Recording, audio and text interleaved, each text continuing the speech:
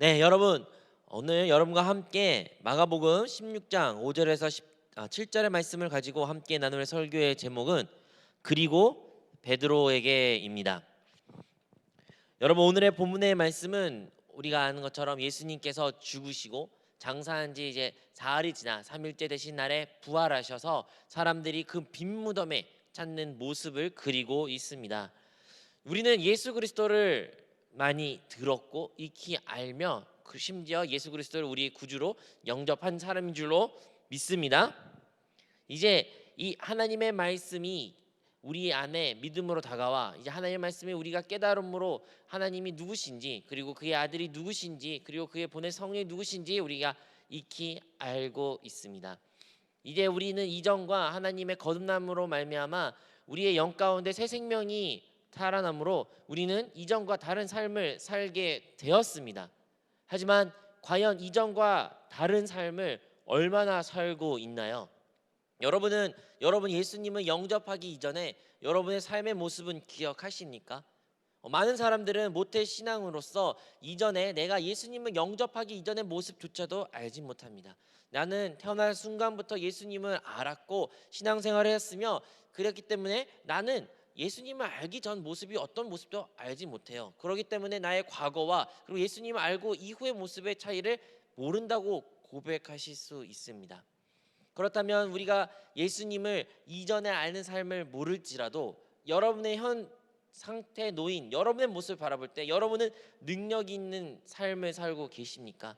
생명력이 넘치는 그런 삶을 살고 계십니까? 기쁨과 희락과 평안과 만족이 여러분을 충만케 하는 그런 인생을 하루를 날마다 살고 계십니까? 우리 있을 가운데 감사와 기쁨이 눈물이 감격이 살아 있습니까? 아니면 우리의 마음이 우리의 심령이 우리의 가장 깊은 곳이 허무하며 공허하며 무엇인가가 메마른 그런 상태에 놓여 계시고 계십니까? 아니면 나의 삶의 문제로 인하여 사람들과의 관계의 문제로 인하여 나의 개인적인 기도 제목으로 인하여 어려움 가운데 놓이신 분들은 계시고 있지 않습니까? 우리의 삶을 한번 뒤돌아보기를 원합니다. 그리고 오늘 본문의 말씀을 통해서 과연 주님은 누구시며 왜 우리에게 다가오셨고 그리고 우리에게 무엇을 말씀하고 계신지를 함께 나누겠습니다. 오늘은 우리가 익히 알고 있는 예수님과 그리고 그의 제자들과 베드로라는 인물이 등장하게 됩니다. 일단 우리가 베드로 인물에 대해 함께 나누겠습니다. 오늘 설교의 제목처럼 베드로가 이 오늘 메시지의 오늘 여러분 나눌 설교의 주인공입니다. 베드로는 어떠한 인물입니까? 베드로는 예수님의 수제자, 제자 중에서 가장 뛰어난 제자라고 일컫는 받는 사람입니다. 물론 그가 예수님의 가장 뛰어난 제자라고 부르게 된 이유는 물 위에 걷는 그러한 기적을 행했던 아니면 그 기적을 체험했던 사람이기 때문에 그러하기도 하지만 그의 고백이 있습니다. 베드로가 수제자가 된 그 고백이 바로 주는 그리스도시여 하나님의 아들이십니다라는 고백이 결국에는 베드로를 예수님의 수제자로 반열에 올라가게 됩니다. 여러분은 예수 그리스도를 누구라고 고백하십니까? 예수님은 여러분에게 누구이십니까? 만약에 여러분이 주는 예수님은 그리스도시고 하나님의 아들이십니다라고 고백한 그러한 믿음의 성도님이 계신다면 여러분 바로 그 베드로의 고백을 그대로 따라하는 것입니다. 그리고 그 고백 위에 하나님께서 교회를 세우시고 그 고백 위에 오늘날 우리가 이 땅 가운데 한세교회도 세워진 줄로 믿습니다. 베드로는 뛰어난 제자였어요. 그 누구와도 열정이 많고 그 누구와도 예수님을 사랑하고 예수님을 위해 모든 것을 바칠 수 있는 사람이었습니다. 베드로의 직업은 어부였어요. 그는 어부였기 때문에 그는 배도 가지고 배를 물고기를 잡으며 여러 사람들을 인부를 고용하는 그러한 사람이었습니다. 오늘날의 배 한 척이 얼마 할까요? 물론 비싸겠죠. 근데 그 시대는 오늘날보다 그러한 공산품을 생산하는 것이 배를 만든 것이 더 어려운 시대였습니다. 근데 그러한 어려운 시대에도 불구하고 그 물고기를 잡는 그 배를 그 그물을 자기의 삶의 모든 것을 책임지는 그것을 예수님이 따라오라는 그 말씀에 모든 것을 내팽개치고 예수님을 따랐던 사람이 베드로입니다. 베드로는 자기 장모님이 아프실 때도 그것도 불구하고 주님을 따랐던 분도 베드로입니다. 여러분, 베드로는 예수님을 위해 모든 것을 할 수 있었던 사람이었습니다. 그리하여 예수님의 제자 베드로는 우리가 생각하기에는 가장 이상적인 사람이요, 우리가 본받아야 되는 사람이라고 생각할 수도 있습니다. 하지만요, 베드로는 실수를 많이 저질렀고 넘어졌으며 우리와 비슷한 모습들이 많이 있습니다. 베드로의 첫 번째 여러분과 함께 나눌 이야기는 그 변화산 관련된 이야기입니다. 여러분, 변화산 본문, 누가복음 9장에 기록되는 그 본문 말씀을 기억하십니까? 예수님이 그의 제자들과 몇을 데리고 그 산 위에 올라가서 기도합니다. 요한과 베드로와 야곱을 데리고 예수님과 함께 산 위에 올라가서 기도하십니다. 기도할 때 예수님의 옆에 이제 구름이 끼우기 시작하므로 모든 것이 환하게 변하고 예수님과 그 옆에 두 사람이 또 보이게 되는 것입니다. 제자들, 아까 말한 것처럼요, 베드로, 야고보, 요한, 이 제자들은 예수님이 변한 모습 보고 깜짝 놀랐어요. 예수님이 정말로 그렇게 하얄 수밖에 없는 그 하얀 모습 보고 놀랐고, 또 그 옆에는 모세가 있고 그 옆에는 엘리야 있는 모습 보고 깜짝 놀랐습니다. 그 모습을 보고 제자들은 다 무릎을 꿇고 자기들도 무슨 말하는지 알지 못하는 말들을 내뱉기 시작하는 것입니다. 여러분, 그 본문을 통해서 우리가 기억해야 될 것은 예수님은 누구이신가요? 거기서 이제 하늘에서 음성이 들리기 시작합니다. 첫 번째 음성이 무엇입니까? 바로 누가복음 9장 35절에 기록되기를 구름 속에서 소리가 나서 이르되 이는 나의 아들 곧 택함을 받은 자니라고 기록되어 있습니다. 여기서 이 본문을 통해 우리가 알 수 있는 것은 예수님이 누구시냐? 바로 나의 아들이라고 말씀하신 하나님의 음성을 우리는 귀 기울여야 됩니다. 예수님은 누구이십니까? 예수님은 하나님의 아들이십니다. 여러분, 이 말씀을 잊어서는 안 돼요. 예수님이라는 단어를 많이 들었고 아마도 여러분이 익히 알고 있지만 예수님은 누구이십니까? 예수님은 하나님의 아들이십니다. 이 고백만큼은 다시 여러분이 재확립하고 아니면 다시 여러분의 마음에 깊이 새기길 원합니다. 예수님은 누구십니까? 예수님은 하나님의 아들이십니다. 그게 예수님이 스스로 내가 하나님의 아들이라고 말할 뿐만 아니라 하나님이 친히 말씀하셔서 이는 내 아들이라고 말한 것을 우리는 기억해야 됩니다. 그리고 그 아들의 말을 이어 하나님께서 말씀하신 것은 너희는 그의 말을 들으라 라고 성경엔 기록되어 있어요. 너희는 나의 아들 예수의 말을 들어라. 어떠한 상황이라고 제가 여러분과 함께 나왔습니까? 예수님이 흰 모습으로 나타나셨고 좌우에 모세와 엘리야가 있었습니다. 모세는 율법을 상징한 자였고 엘리야는 예언자 선지자를 상징했던 사람입니다. 과거에 유대인들이 있어서 율법은 하나님의 말씀으로 그 어떠한 권위보다 가장 높은 거였고 예언자의 그 율법이 제대로 작동되지 않았을 때 하나님께서는 자기의 사람들을, 선지자들을, 하나님의 사람들을 보내어 이스라엘 백성들을 회개시키고 그들에게 하나님의 메시지를 선포했던 사람들이 예언자, 선지자, 엘리야 같은 사람들이었습니다. 하지만 그 두 사람들이 그 유대인들에 있어서 가장 중요하고 그 무엇보다 바꿀 수 없는 존재들이었지만 하나님께서는 제자들에게 말씀하신 것은 바로 그의 아들 예수 그리스도의 말을 들으라는 것이에요. 오늘날 우리가 신앙생활하면서 우리가 잊고 살아가는 많은 부분이 바로 주님을 따라 사는 것입니다. 주님의 말씀을 따라 사는 것이고 주의 말씀에 귀를 기울이는 삶입니다. 많은 경우에는 우리는 종교적인 모습을 많이 가지고 있어요. 유대인들이 그 시대에 율법을 하나님의 말씀으로 믿지만 하지만 그것이 하나의 종교가 되고 하나의 형식이 되어 그것을 그냥 어쩔 수 없이 아니면 그냥 습관적으로 드려졌던 그 예배의 모습과 같이 오늘날도 우리가 신앙생활하면서 그래 나는 교회를 다녀, 그래 나는 하나님을 믿어 말하면서도 많은 교회는 종교적인 모습을 가지고 하나님을 섬긴 우리의 모습들이 있음을 바라봐야 됩니다. 그리고 그러한 모습을 향하여 하나님께서 말씀하신 것은 너희는 그의 말을 들으라. 너희는 하나님의 아들 되신 예수님의 말을 들으라는 것입니다. 사랑하는 성도 여러분, 우리 모두가 하나님의 살아계신 그 아들이신 예수님의 말을 듣는 우리 모든 성도들이 되기를 바랍니다. 두 번째로 우리가 알아야 될 그 베드로의 놀라운 사건은 바로 베드로와 예수님과의 가졌던 단둘이 사건, 바로 성전세 관련된 사건입니다. 그 성전세 관련된 사건은 사람들이 베드로에게 찾아와 말합니다. 너의 선생님은 왜 성전세를 내지 않느냐? 성전세, 말 그대로 성전과 관련된 세금을 왜 너희 선생은 내지 않느냐라고 물어볼 때 베드로는 그 말을 듣자마자 아니다, 우리 선생은 그 세금을 내는 분이시다라고 말합니다. 너무나 당당하게 말한 그 베드로에게 예수님이 그 후에 물어보십니다. 이 땅 가운데 임금이 있고 그 임금 가운데 자녀가 있는데, 그리고 세금을 거둘 때가 되어 세금을 거둘 때가 도래했는데, 과연 그 임금은 그 세금을 자기의 아들에게서 거둘 것이냐, 아니면 아들이 아닌 그의 백성들에게 타인에게서 거둘 것이냐라는 질문을 베드로에게 합니다. 베드로가 그 말을 듣고 답합니다. 당연히 타인에게서 세금을 걷습니다. 여러분, 이 말씀에서 우리가 기여될 본질적 질문은 예수님은 누구이시냐는 거예요. 예수님은 누구이신가? 우리는 예수님이 하나님의 아들이라는 것을 습관적으로 말하고 너무나 다양하게 여기지만, 베드로도 하나님의 음성으로부터 예수님이 하나님의 아들이라는 것과 본인의 믿음의 고백으로 하나님의 아들이라고 말했지만, 그의 일상생활 가운데 그러한 질문이 다시 도래했을 때 그는 온전히 예수님을 하나님의 아들이라고 인지 못한 모습이 바로 이 성전세 사건입니다.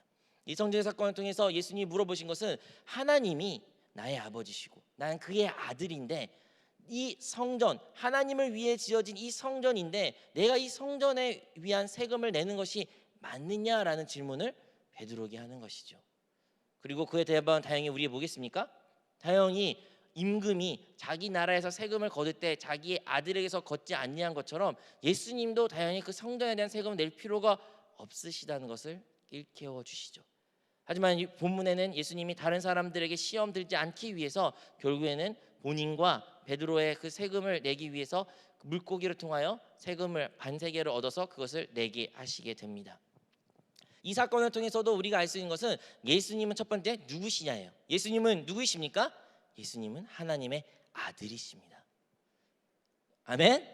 예수님은 누구십니까?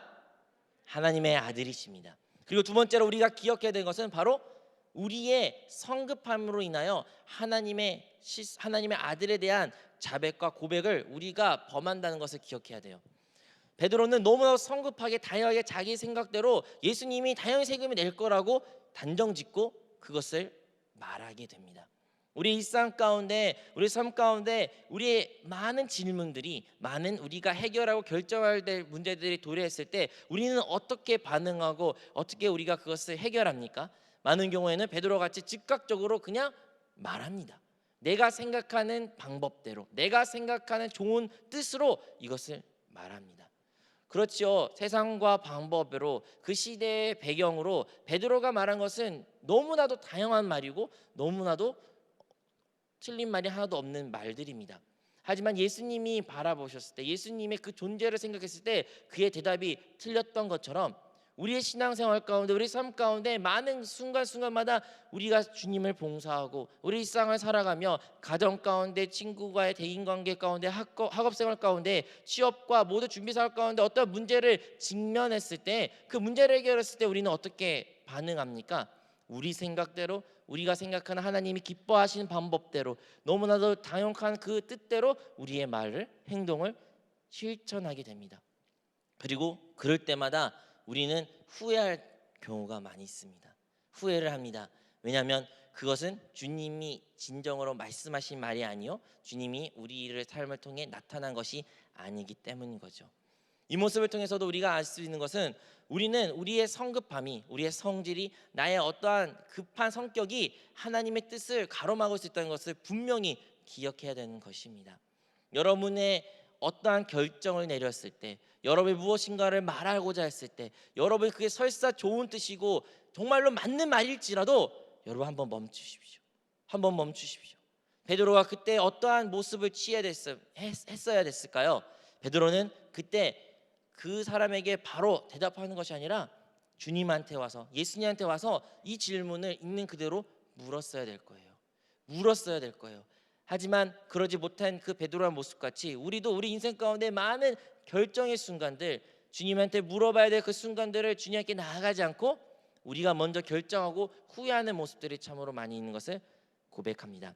마지막으로 베드로는 우리와 비슷한 모습인 바로 예수님을 배반한 모습을 우리는 기억해야 됩니다. 예수님을 배반했던 베드로, 우리가 잘 압니다. 예수님께서는 이제는 결국에는 붙잡히시고 이제 십자가의 처형 앞둔 그 과정 가운데 베드로만이 예수님을 따라 그 재판장 현장까지 갔습니다. 다른 제자들은 다 예수님을 내팽개치고 도망가고 예수님은 나 몰라 했지만 베드로만이 몰래 예수님의 몰래 멀리서라도 주님을 바라보고 주님을 기다리고 주님을 어떻게 될지 궁금했던 사람이 베드로예요. 하지만 베드로에게 한 여자가 찾아와 묻습니다. 너는 그 예수와 함께했던 한 사람이 아니냐? 베드로가 말하죠. 난 절대 아니다. 두 번째로 또 묻습니다. 또 아니라고 이 베드로는 부인합니다. 세 번째로 물어봤을 때는 심지어 예수님을 부인할 뿐만 아니라 예수님을 저주하면서까지 예수님을 모른다고 말하는 사람이 베드로입니다. 베드로는 어떤 사람이라고 우리가 얘기했나요? 예수님을 가장 사랑했고 예수님이 하나님의 아들이라고 하나님으로 직접 들었고 직접 자기 입으로도 고백했던 사람이 베드로입니다. 예수님으로부터 자기가 성급한 말로 인하여 큰 실수를 했던 것을 체험했던 사람도 베드로입니다. 하지만 그 베드로가 또다시 예수님을 세 번이나 부인합니다. 세 번이나 부인할 때 그때 비로소 닭이 울고 예수님이 자기에게 예언했던 그 말씀이 생각나 결국엔 그 자리에 뛰쳐나와 많이 울고 자기 자신을 자책했던 모습이 성경에 기록되어 있습니다. 우리의 신앙생활을 봤을 때 우리는 나는 베드로와 같이 예수님을 부인한 적이 없어, 나 한 번도 주님을 부인한 적이 없어라고 말할 수 있는 사람이 있을 수 있지만 솔직히 우리의 삶을 뒤돌아봤을 때 우리도 주님을 모른 채하고 주님을 알지 못한 내가 그리스도인이라는 것을 숨기는 우리의 모습들이 있진 않나요?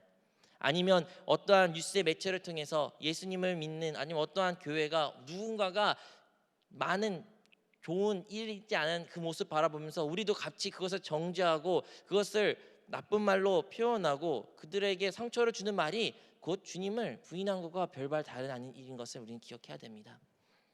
여러분, 우리도 베드로와 같이 주님이 누구신지 압니다. 주님이 하나님의 아들이란 것을 고백했고 주님이 하나님의 아들이란 것을 말씀을 통해서 깨달았으며 빛비춤 안에 하나님의 아들이란 그 놀라운 진리가 우리 심령 가운데 새겨져 있지만 우리 또한 주님을 따르지 못하고 주님을 부인했던 우리의 모습이 기억해야 될 것입니다. 그리고 베드로와 같이 우리는 동일하게 우리 마음 가운데 양심의 참소가 다가오게 됩니다. 양심의 참소, 양심이 우리에게 불편한 거예요. 내가 진짜 그리스도이니까, 내가 진짜 예수님을 따른 사람일까? 베드로는 자기 자신에게 수많은 질문을 하였고 자기가 이제 주님을 진정으로 따를 수 있는 자인지 의문을 가지게 됩니다. 예수님이 부활하고 예수님이 다시 부활했다는 소식을 들었어도 베드로는 그 소식을 들음에도 불구하고 예수님을 찾아 떠난 것이 아니라 그냥 자기의 생업이었던 그 어부의 일을 도달했던 것처럼 우리 인생 가운데 주님을 따르려고 주님을 사랑하고 주님을 위해 헌신하려던 우리의 많은 노력이 있으면 있을수록 그 실패는 더 크게 다가와 내가 진짜 그리스도니까 이래도 내가 하나님의 아들일까 하나님은 나를 용서해 주실까 이러한 생각들이 우리를 엄습하고 우리를 짓누르게 합니다. 그리하여 우리의 신앙생활은 소극적이게 되며 죄책 가운데 있게 되고 하나님을 형식적으로 종교적인 모습으로 주를 섬기며 우리의 신앙생활을 말은 하지만 우리 마음 가운데 공허와 무의미와 어둠이 가득한 것을 보게 됩니다. 마치 베드로가 겪었던 것처럼요. 하지만 오늘의 본문의 말씀을 우리가 마가복음 16장을 통해서 본 것은 예수님이 부활하시고 이제 여인들이 예수님의 부활한 그 현장을 목격하게 됩니다. 그것 가운데 예수님의 시체가 있는 것이 아니라 한 천사가 있어 그 천사가 이제 그 여인들에게 말한 것입니다. 이곳 나사렛 예수는 부활하였다. 이제 제자들과 베드로에게 가서 이 말을 전하라는 것이죠. 한국말에서는 그냥 제자들과 베드로에게라고 말하지만 엄연히 이것은 제자들 그리고 베드로에게라고 본문에 적혀 있습니다. 여러분, 이 본문을 통해서 우리가 알 수 있는 것은 성경에서는 그 베드로를 아주 지명하여 그를 부르며 그에게 꼭 말하라고 기록되어 있습니다. 꼭 베드로에게 가서 예수님이 부활했다는 소식을 알려라. 꼭 베드로에게 가서 예수님이 죽은 예수가 아니라 부활하신 예수라라는 것을 알려라라고 성경에는 기록되어 있습니다. 그리고 베드로가 결국에는 그 소식을 접하고 비록 바로 예수님께 돌이켜 예수님께 온전한 회복을 얻지 못하지만 예수님은 그를 위하여 먼저 갈릴리 바다에서 기다리셨고 그들을 맞이하셨고 결국에는 모닥불에서 예수님을 그 베드로와의 관계를 회복시켰습니다. 이 본문을 통해서 우리가 알 수 있는 것처럼 예수님은 우리에게 한 사람 한 사람의 지대한 관심을 기울이시며 우리 한 사람 한 사람 이름을 부르신 것입니다. 여러분, 한세 교회 우리 모두 주의 성도라고 부르지만 주님은 여러분 한 사람 한 사람 이름을 부르며 여러분에게 가서 예수님이 부활했던 사실을 여러분이 진정으로 깨닫기를 원하셔요. 진정으로 예수님은 여러분이 예수님이 부활했고 부활한 하나님의 아들이라는 것을 인격적으로 만남을 통해 그것을 체험하고 보기를 원하시는 것입니다. 하지만 우리는 그것을 보기 위해서 그 현장을 체험하기 위해서 무엇을 해야 될까라는 생각하고 계시지만 주님은 이미 먼저 그 기적의 현장에 기다리고 계신 것입니다.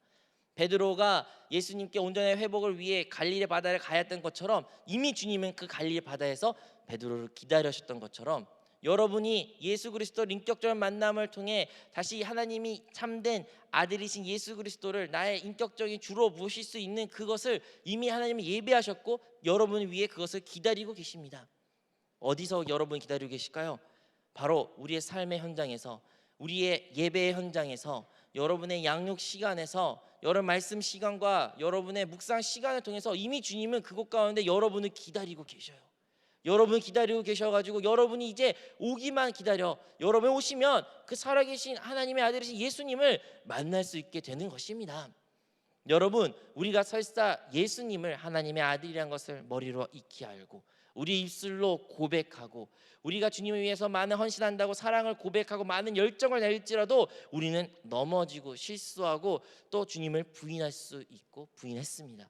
설사 우리가 부인할지라도 우리가 넘어졌을지라도 우리 주님은 여러분을 한 사람 한 사람을 부르고 계시고 기다리고 계십니다. 한세 교회에 있는 성도들을 기다리는 것이 아니라 한세 교회에 있는 성도들과 여러분을 기다리고 계십니다. 그리고 베드로에게 말하라는 것처럼 그리고 여러분에게 오늘 주님의 말씀이 꼭 들리시기를 바라며 여러분을 위해 먼저 그곳 가운데 기다리고 계신 주님을 여러분이 찾아가 주님을 만나고 누리시기를 바랍니다. 주님은 여러분을 위해 달콤한 만남을 위해 이미 그 현장에 기다리고 계십니다. 2000년 전에는 예수님이 갈릴리 호수에 계신다고 기록되었지만 그렇다면 오늘날은 예수님은 어디에 계신가요? 주님은 어디에 계시는가요? 주님은 죽음과 부활과 승천을 통해서 그 보혜사 성령을 우리에게 보내신 줄로 믿습니다. 하나님의 영이시고 생명의 영이시며 부활의 영이신 그 성령이 우리에게 또 다른 보혜사로 보내주심으로 말미암아 우리 안에 거하신 것입니다. 이제 성령을 통해서 우리가 알 수 있는 것은 우리 안에 주님이 계신다는 것이에요. 그러면 다시 질문 듣겠습니다. 주님이 이미 여러분을 기다리고 계셔요. 여러분이 오기만 하면 여러분의 그 과거에 있던 모든 문제, 그 죄책감, 그 모든 실수, 범죄가 다 해결될 수 있는 그곳에 이미 주님은 기다리고 계셔요. 그곳이 어딘가요? 바로 우리 거듭난 영입니다. 우리가 영 안에 거할 때 주님께 그 영 안에 있는 것을 생각하고 영에 있는 예배의 자리를 주님이 있는 곳에 사모하고 나아갈 때에 그 가운데 주님을 만나 우리의 삶의 모든 문제가 해결되며 우리의 모든 가로막았던 것이 풀리게 될 것이며 우리가 기도했던 것들 또한 모든 것이 응답될 줄로 믿습니다. 우리의 신앙생활이 왜 능력이 없을까요? 왜 우리의 신앙생활 가운데 실패와 눈물과 좌절이 겪고 있을까요? 그것은 우리가 참된 신 하나님의 아들 예수를 만나지 못한 것이에요. 아니요, 예수를 알죠. 하나님의 아들이라는 걸 알아요. 하지만 참된 살아계시고 부활하신 예수를 만나지 못했기 때문에 우리의 신앙생활은 능력 없는 신앙생활이며 담대함이 없는 신앙생활이며 눌려있는 신앙생활인 것 같습니다. 이 시간 다시 한번 우리가 주님께 나아가 우리 고난 영화에 계신 주님께 부르짖고 주님을 만날 때 참된 능력이, 참된 담대함이, 참된 평안이 우리 안에 회복될 줄로 믿습니다.